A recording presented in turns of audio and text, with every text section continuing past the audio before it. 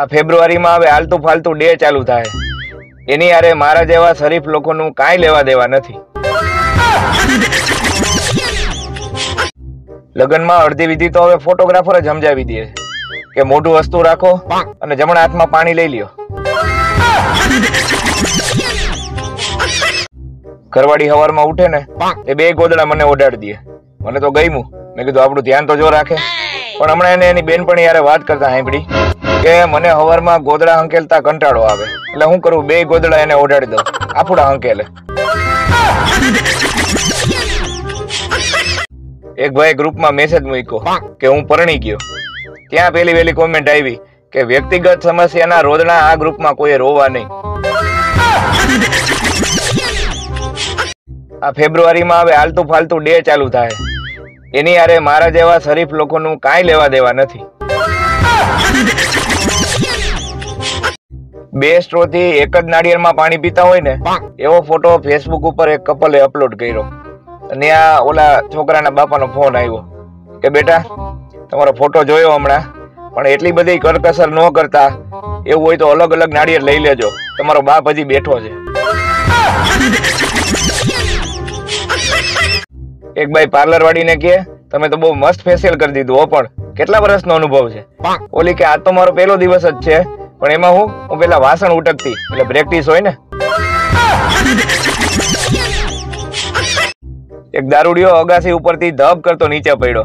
બધા દોડીને આવ્યા કે શું થયું ભાઈ? બોલો કે મને ખબર નથી, હું હજી નીચે પડ્યો જ છું.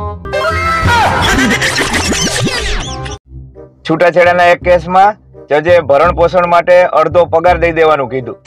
ત્યાં તો પતિ દાંત કાઢવા માંડ્યો. જજ કે કા કે પેલા તો આખો પગાર લઈ લેતી. ઘણા છોકરા પત્ની મારશે એવો ડર રાખીને લગ્ન નથી કરતા. અરે મારા ભાઈ, થોડુંક સહન કરી લેવાય.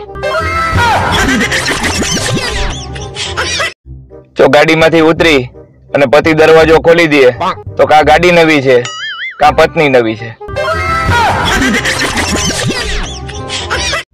લગ્ન કર્યા પછી અને નવો મોબાઈલ લીધા પછી એક જ વાતનો અફસોસ થાય કે થોડાક દી જાળવી ગયા હોત ને તો બીજું સારું મોડેલ મળી જાય.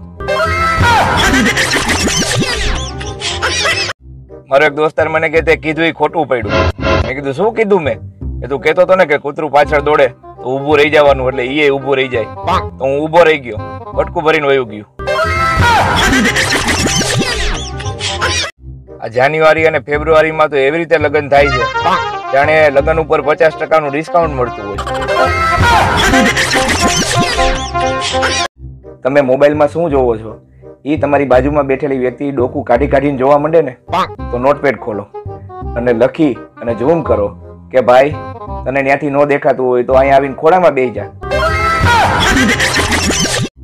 પત્નીને મનાવી બહુ જ મુશ્કેલ હોય છે, કારણ કે એને ખબર નથી હોતી કે રિહાણી છે શેનાથી.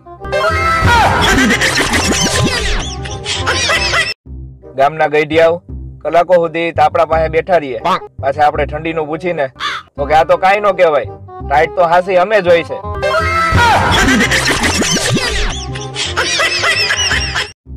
વિવાહિત જીવન એટલે શું? પતિ પત્ની બે લગ્નમાં જવા માટે ટનાટન તૈયાર થયા હોય, મોંઘા મોંઘા સ્પ્રે છાંટ્યા હોય, બહાર તાળું દેતી વખતે શ્રીમતીજી એમ કે બાઇકમાં આ કચરાની થેલી ભરાવી દો, રસ્તામાં નાખતા જશો. ટીચર એક છોકરાને કે હું તને રૂપિયો આપું અને તારા ભાઈને 2 રૂપિયા આપું તો કુલ મળીને શું થાય? ઓલો કે ડખો જ થાય ને, બેને હરખા આપો ને. એક છોકરાએ છોકરીના બાપને ફોન કર્યો કે હું તમારી છોકરી યાર લગ્ન કરવા માંગુ છું. એમ? બાપા કે તો તું કેટલું કમાશ? કે મહિને 18,000 કમાવું. એમ? હું મારી છોકરીને દર મહિને 15,000 રૂપિયા તો વાપરવા આપું છું. તો ઓલો છોકરો કે ઈ ઉમેરીને જ મેં 18,000 કીધા.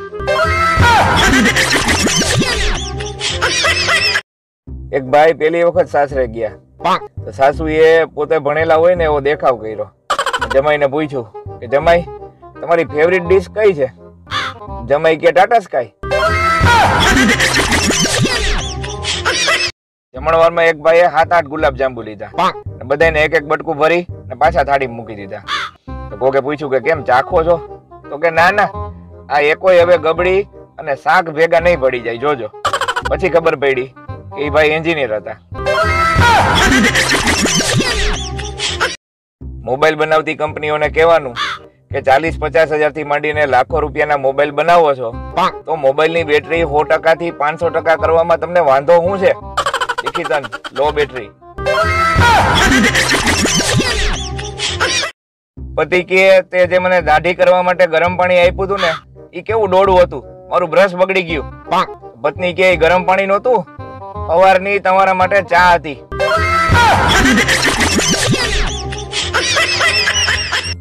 આખું વરસ નોખા નોખા રંગ બદલવા વાળા લખે છે કે સાલ બદલેગા, હમ નહીં.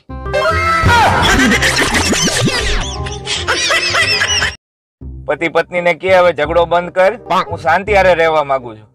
તો પત્ની કે હું ક્યાં તમારી હારે ખુશ છું, હું મગન હારે રહેવા માંગુ છું. ઇન્ટરવ્યુ લેવા વાળા એક ભાઈને પૂછ્યું કે તમે આ લાખોપતિ બન્યા છે એનો શ્રેય તમે કોને આપવા માંગો છો? તો ઓલો કે એનો શ્રેય હું મારી પત્નીને આપવા માંગુ છું. અચ્છા, વાહ, ધન્ય છે એ સ્ત્રીને. તો પેલા તમે શું હતા? કે પેલા હું કરોડપતિ હતો. મિત્રો, આજે આપણે એ શીખી કે ચોખામાંથી બરફ કેવી રીતે બને. ચોખાને અંગ્રેજીમાં કહેવાય રાઈસ. રાઈસ ના સ્પેલિંગ માંથી આર કાઢી નાખો એટલે થઈ જાય આઈસ. આઈસ એટલે બરફ. થઈ ગયું ને, ચોખામાંથી બરફ.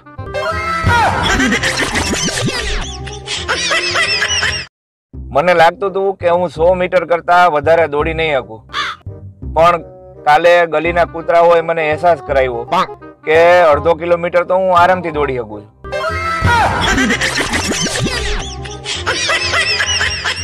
બીડી પીવા વાળો માણસ બંડલ માંથી સારામાં સારી બીડી ગોતે, પણ પાછી આ ખોજ છેલ્લી બીડી સુધી ચાલુ હોય.